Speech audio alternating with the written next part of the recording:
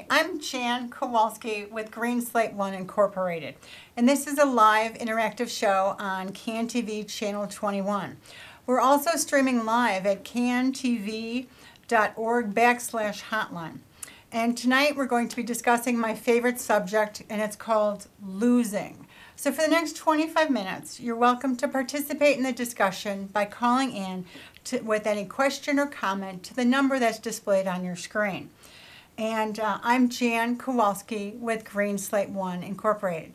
Let me just tell you a little bit about Green Slate I. Green Slate I is dedicated to assisting ex-convicts. They have a number of programs, including reentry programs, feeding the families of Inglewood, Kirby's Kids Camp, in addition to a program through the Circuit Court of Cook County for community service. And you can reach Green Slate I Incorporated at the following. Hopefully you've got a pen and paper. You can write this down. There's their email address, their website, and their phone number, 312-866-9748. And for those of you who haven't seen my show before, I'm Jan Kowalski. That's Kowalski. And it is a Polish surname, and some people have difficulty with that. So I prepared my cute little sheets here to help you remember my name. My first one here is, it's a cute little motorcycle. Some people might be tempted to call me Kawasaki. It's actually Kowalski. And to help you further, I have my cute little koala bear here. Let me just turn the wrong way here. There's my little koala bear, and he's on his skis. Why do I have a koala on skis? Because my name is Kowalski. And once again, to help you remember my name, I have this other cute little koala here, and this koala is 100% qualified. Now, we're going to be talking about losing, which is my favorite subject, and people ask me, why do you want to talk about losing? Because in order to be a winning person, winning in life, you need to learn to lose first. And there are several lessons in my life that I'd like to share with you. Here is my first one. This is a picture of yin and yang. I don't know if you can see yin and yang. Oh, hold on, let me zoom in a little closer for you. There it is. It's the law of polarity. What does this mean? Losing sucks. It happens. It's going to happen. There's a law of the universe that everything has an opposite. That's my yin and yang. For every inside, there's an outside. For every hot, there's a cold. And without possibly losing, we cannot have any winning. So we need to embrace the failure in our lives so that we can learn how to lose. And from losing, we can learn how to win. Now, I want to share with you another overhead here. Hopefully you can see this. This is a quote from Kareem Abdul-Jabbar. And the quote is, you can't win unless you learn how to lose. And that's so true. We need to embrace failure, expect to fail, and to grow. We need to transform defeat and sorrow and loss into strength of conviction and energy to succeed. Losing is what makes us want to win even harder. And without suffering through loss, we're not going to be able to experience the joy in winning. Without failing, we aren't going to be tough enough to carry ourselves through the hard times, through the lean times, or to manifest our greatness. Let me show you another one of my overheads here. And for those of you who may or may not be familiar with this man, this is an Ethiopian marathon runner, and I'm probably going to mispronounce his name, so forgive me. His name is Haile Gebrselassie, at least I believe that's what it is. He is rumored to have after losing the gold medal in 2004 in Athens in the Greek Olympics. After losing, he framed a photo of himself crying after the race. And he stared at this photograph of himself crying for 4 years before getting to run again in the Beijing Olympics. The defeat that he suffered was motivation for him to continue to try hard so that he was able to compete again in the Beijing Olympics. Now, I want to share some of the things that losses have taught me. The first thing is how to act when you lose.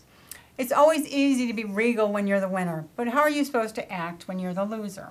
And again, let me show you another cute little overhead I have for you. Oh, and unfortunately it's a little too small. Maybe I can zoom it here. It's a cute little picture of, wait, did I not do zoom 3? Well, I hope you can see it, viewers. It's a little boy, and he's apparently on the number 4 of the award dais, and apparently he does have his gold trophy in his hand, but apparently he's not happy being number 4, and he's sitting down, and he is, I'm not sure if you want to call it crying or pouting or whining, but when you lose, wear your big boy pants, or in my case, big girl pants. Don't cry, don't pout, don't whine, don't storm off in a huff. In my case, do not storm out of the courtroom, do not slam the courtroom door. Don't threaten the judge or the other side. Don't insult the other side or accuse them of cheating or threatening to kill them. In my case, as an attorney, if you lose a case, there's always another option, which is to appeal. And from my losses, I've learned how to handle appeals and appellate work. There's an old joke that a good lawyer never loses his or her appeal.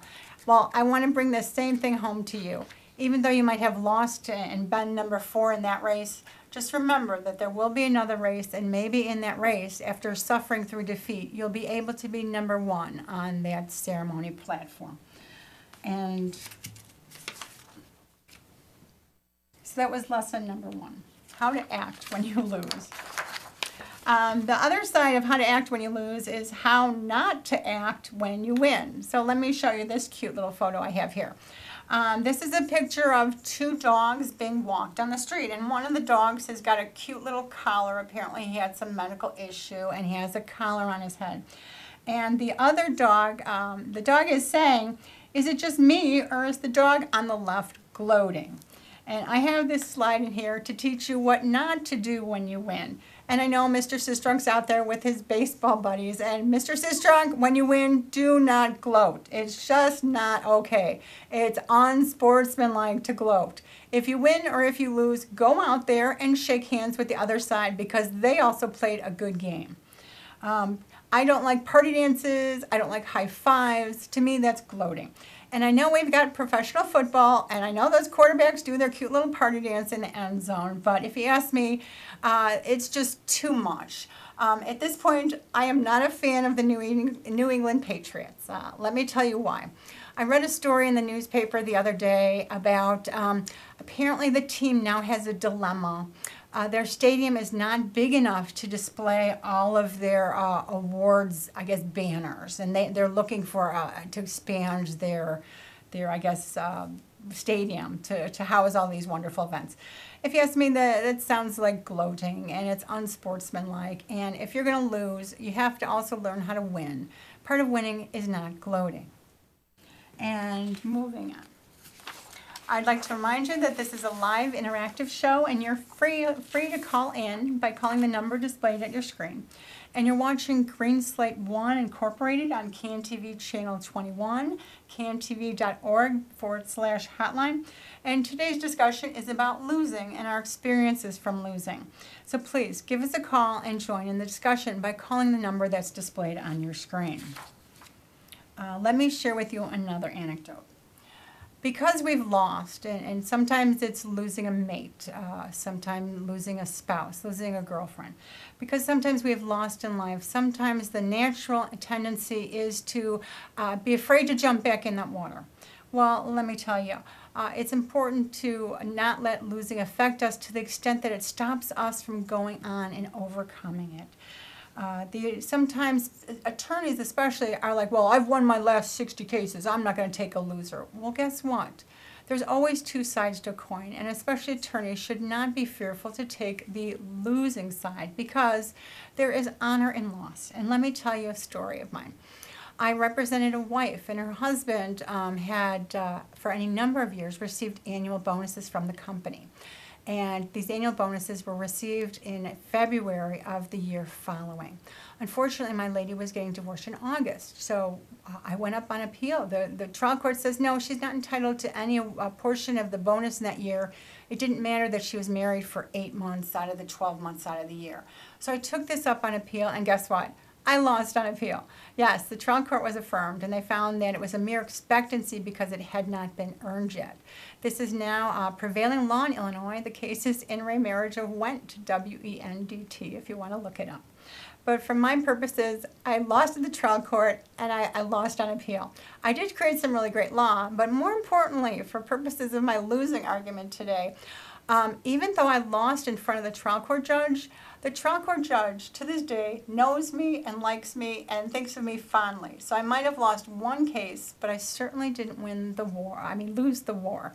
So there is valor, and even in losing.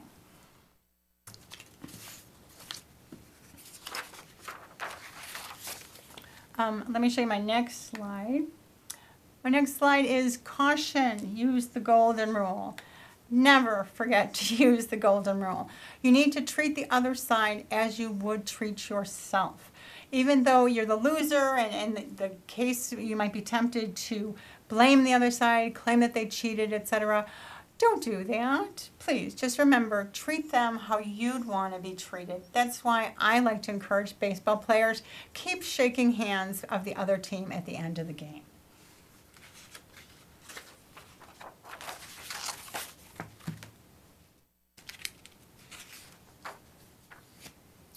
My next overhead is, I like to think of this as me. This is the OMG moment. We're like, what am I going to do? What have I done? At a certain point in life, we all become overcome, overwhelmed, stressed out beyond compare. And fear of loss can be worse than suffering actual loss. Sometimes it's the stress that can be the killer. And it's this uncertainty in life, the fear of losing, the fear of winning that can create this inner turmoil. We need to take care of ourselves and be more relaxed. And part of that is de-stressing our lives. You have to let go of the fear of losing and just go for it. At a certain point in my life, I'd left a very lucrative private practice working for a large firm and decided to hang out my own shingle to practice law on my own. And even though financially it was a disruption in my lifetime, I learned immensely from this. It had a big difference on my mental, my emotional, and my physical self. I'm now my own boss, and I appreciate my time, not just billable time like I did at the big firm. I also realized that our life on this earth is finite in time. We never know when we're going to be taking our last breath. So you have to enjoy time on this earth while you can. Part of that is learning how to lose.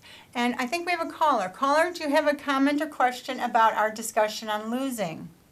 Yes, I was moved by your display of the golden rule. I really think that that's missing a lot today in society. I happen to agree with you, caller. Do you have any experiences using the golden rule in a losing situation? Oh, very much so. I've been through that experience, especially whether it's sports or whether it's in love and in broken relationships. In the past, being divorced, I felt the sting of battle in that sense, where I'd hate to lose, but you know what? I'd rather not be involved in something that's going to be hurtful for the rest of my life. So I'd rather be honest about things, and if it has to end, it ends, because it's better for the two of us, or even for the ripple that it creates. I absolutely agree with you, caller. I think empathy is lost nowadays on a large portion of our population. We all think in terms of winning, and sometimes at the expense of our own selves, because you have to put yourself in that other person's shoes. If you don't do that, then you're doomed to suffer from the same problem. The next time someone wins and you lose, then they're not going to have empathy for you either. So I think it's really important to develop a sense of empathy, which is a fancy name for do unto others as you would have like done to you. And we have another caller. Caller, do you have a comment or question? Hi, how are you? I've got a comment. Actually, it's about the golden rule. The golden rule in itself is flawed because it presupposes that everybody wants to be treated like you do. I think a better golden rule would be to treat everybody as you observe they treat themselves. And you'd be surprised how much you can find out about a person while they're shooting up heroin or doing something crazy on the side. But that's my comment, so thank you. Wait, caller, don't go yet. I'm trying to, so instead of do unto others as would be done to you, you want to change it to, what was it?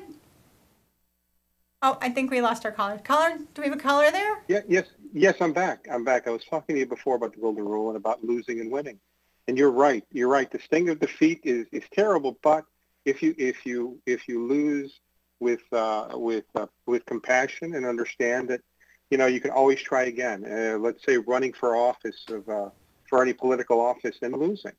You can try. You can, as long as you're honest and empathetic of what you do and want to believe in what you're doing. It doesn't matter. You continue and go on and try again. That's the important thing that I believe. Well, caller, let me ask you about opening that new door, because sometimes if you lose at one thing, you will find that there is another door that opens in life. For instance, if your first marriage was unsuccessful, was there another door that opened in your life? Yes, it did happen. The door opened several years later, and I tried again. Unfortunately, it wasn't a good situation, but I was smart enough to realize that why continue in something is going to be hurtful to me, to myself or my family, my children, and end it right there, and then continue in life, and lick my wounds and hope for the better. But that one door having closed on you, did that enable you to go out and make new partnerships in the world, new alliances, meet new people, and try new things? Of course it did. It took me a while because in any type of situation when you're hurt and your heart is pulverized, you have to come back and regroup, and eventually you do. And believe me, it's good to be alive. I enjoy life. I enjoy my friends and my family and those that I meet, and try to make new alliances so that we can all succeed in life and enjoy it all together. Absolutely. Thank you, caller. God bless you, and I hope there's more people like you. Thank you, caller. I've got one more here. This is another overhead I have for you. I don't know if you can see this. It says, if it ain't broke, don't fix it. Well, I have lost every conceivable type of case. As an attorney, I've pretty much tried just about every case other than criminal defense and immigration. And by losing in front of every judge in every division, I have learned quite a lot. And they call it experience when you lose, but yet you're there to try again. And although I hate to lose, I wanted to share with you some of the things that I learned in the process of losing. Because after losing, the natural inclination is to ask yourself, well, what did I do wrong? What should I have done differently? To me, it's led me to greater personal growth and self-awareness. So I want to share with you just a few little tips that I learned along the way. Let's see. There it is. Here's another overhead I have, and it's a giant stack of papers. And I have learned, whether it's writing your term paper, writing a brief for the court, writing a memo to your boss, the more words is not necessarily the better. Some people think, well, let me just bury it in there. No one will know. But you know what? Keep it simple, which is the KISS principle. Don't make it fat. We don't need a Paul Bunyan to show that you're super intelligent. Matter of fact, the more intelligent you are, I think the less words that you can use to get your point across. One of my professors in law school, Professor Beshley, if you're out there, he taught me in first year of law school in constitutional law to talk baby talk. If you can talk about due process to a 5-year-old, then you've got it made. Then you clearly understand the principle behind treating everybody equally. And you can say that to a 5-year-old, and then they will understand what due process is. But I just want to show, don't annoy the judge or your teacher with a whole stack of papers. Keep it simple and keep it short. And along that same line, I have this other overhead, and unfortunately, I don't know if you can see it so good. It's to teach you about the value of binding and tabs. I don't know if you could see that too well, but it's a piece of copied paper, and it's got streaks and lines all over it, and it's barely legible. And you want to make it easy for your reader to read what you have to say, whether it's your teacher, your professor, or your judge. Don't let it fall apart. Make sure it's securely bound. I have seen any number of times when a stapled document has fallen apart when it's copied on the wrong side, when it's copied upside down, when their toner is low, and just make sure that you're turning out a quality product that someone wants to read. And let me show you this again. Does anybody in the audience want to read this document? I think it's terrible. You wouldn't expect you to read it, and I wouldn't expect the judge or your teacher to read it either. So if you want to make a winning argument, don't submit this, or you will lose. And I'm short on time, so I'm going to go a little fast here. Other tips is, I don't know if you can read this, but this is, no, that's as big as it gets. Who needs large type font? I don't know if you can see this. This is pretty much every type font that they have out there, and there are gazillions of them. Don't try to make if the teacher says, give me 2 pages, don't make the type teeny tiny so that they can't read it. Try to make it so that a person of just 20/20 vision can clearly understand the point you're getting across. And I don't even want to talk about proportional font spacing, but just try to make it legible. And of course, there's a whole bunch of fun fonts out there to use, but just make it legible. And almost done. Hang on. My last slide here is a cute little British reference. It is a bunch of, I guess, colonials in their 3-pointed hats. And it has the definition of a treatise on the writ of scri facias with an appendix of reference to forms by Thomas Campbell Foster. Now, this looks like an extremely boring book to read to me, so I want to impart the same to you. Don't make your writing boring. Don't put your important points in the middle. Put your winning arguments right up front. Don't bury them. Don't expect the judge or the teacher or the professor to dig through them for the important gems of wisdom in there. Put them right out front. Make your argument totally intelligible. Don't use convoluted sentences or fancy lingo like us lawyers, we're accused all the time of theretofore and hereforthwith and all these fancy legal mumbo jumbo. Just tell it like it is so people can understand what you're trying to get across. And you don't need to try not to use block quotes either. They take up a lot of space and people don't read them. Let's see. And last but not least, I'm short on time here. But in arguing, I'm sorry, I've run out of time. Let me just briefly conclude. Thank you for, no. Apparently I can keep going. Thank you, Zip. I appreciate that. Let me give you a few points on arguing to a court, to a judge, or presenting your first speech, whether it's in 3rd grade, 5th grade, or 8th grade. Know the facts before you get up there. And don't start arguing or embellishing or huffing the facts. And try to point out the key facts. Not all the facts that you're going to be arguing are really important. Just stress the ones that they need to know. Try to keep it brief. And if you know your facts inside and out, that will convey a sense of conviction to the court or the judge or the principal or your teacher.